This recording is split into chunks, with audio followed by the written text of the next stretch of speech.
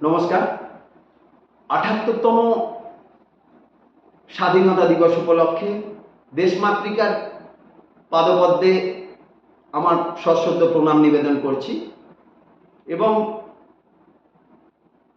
এই স্বাধীনতা অর্জনের জন্য যে সমস্ত বীর বিপ্লবী এবং বীর সেনানীগণ তাদের জীবন উৎসর্গ করে দেশমাতৃকার শৃঙ্খল মোচন করেছেন, সেই সমস্ত বীর সেনানী এবং বীর বিপ্লবীদের পাদপদ্মে জানাই আমার সশ্রদ্ধ প্রণাম।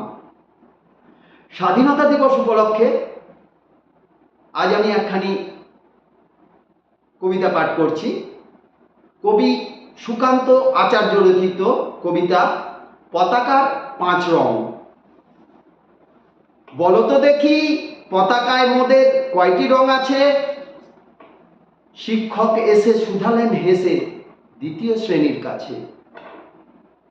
একসাথে মিলে সব ছেলে বলে চিৎকার করে জোরে, ৩টি বর্ণ রয়েছে রাঙানো জাতীয় পতাকা জুড়ে। শ্রেণীর পেছনে বেঞ্চের কোণে শিশু ছিল এক বসে। পতাকার মাঝে ৫ রং আছে, বলল সে মৃদু ভাষে। কথা তার শুনে বাকি শিশুগণে হেসে খায় লুটোপুটি। শিক্ষক রেগে বলে হেন হেকে, বোঝাও কি করে ৫টি? মাথা নিচু করে ভয়ার্ত স্বরে সরল শিশুটি বলে, ওপরে গেরুয়া মাঝখানে সাদা, সবুজ আছে তার তলে, আর আছে আঁকা গোলাকার চাকা, নীল রং আছে এতে। শিক্ষক বলে, এটিকে ধরলে তবুও হচ্ছে ৪টি। অবোধ শিশুটি বলল তখন, রং আছে আর এক। লাল লাল ছোপ দাগ দেখা যায় ওই পতাকার মাঝে। বাবাকে যখন আনলে ওরা কফিনের ঢাকা খুলে, জড়ানো রয়েছে দেহখানা তার পতাকা আর ফুলে। রক্তের দাগে ছিল লাল ছোপ ওই পতাকার মাঝে। এই নিয়ে মোট হলো ৫টি, এবার তো ঠিক আছে।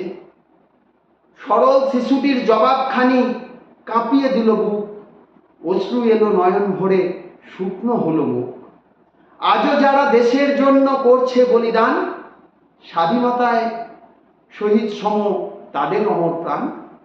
হয়েছি স্বাধীন, পেরিয়ে গেছে ৭০টি বছর, দেশ বাঁচাতে যাচ্ছে যে প্রাণ, রাখছি কি তার খবর?